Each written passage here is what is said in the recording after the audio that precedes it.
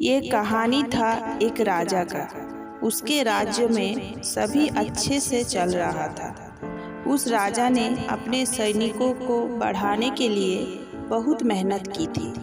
तलवारबाजी, खेलकूद और शासन कला, ये गुण तो सभी राजाओं में होते ही है। लेकिन इस राजा को इसके अलावा एक और भी शौक था। वो था कालीन बुनना। ये गुण हर किसी राजाओं में नहीं मिलता। राजा के इस काम को बहुत पसंद किया जाता था, लेकिन इसके साथ ही ये भी कहा जाता था कि ये काम एक राजा के लायक का नहीं होता। एक बार की बात है, जब वो राजा अपने सैनिकों के साथ जंगल में शिकार के लिए गया। वहाँ पर अचानक वो अपने सैनिकों से बिछड़ गया। राजा को अकेला देखकर वहाँ के डाकुओं ने उस पर हमला कर दिया और उसे बंदी बना दिया। राजा के पास से कुछ नहीं मिलने के कारण डाकुओं ने राजा को मारने का निर्णय लिया। इस पर राजा को एक युक्ति सूझी।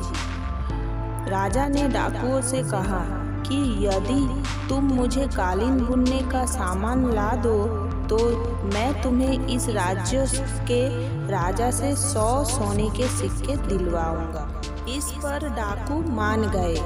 राजा को कालीन बुनने का सामान दिया गया। राजा ने कालीन बुनना शुरू किया। जब ये कालीन पूरा बुन दिया तो इसी राजभवन में भेजा गया। वहाँ पर रानी इस कालीन को देखकर राजा के नाम को पहचान गई और उसमें लिखे राजा के संदेश को पढ़ लिया। राजभवन में आए डाकुओं को पकड़ लिया गया और राजा को जंगल से छुड़वाया गया।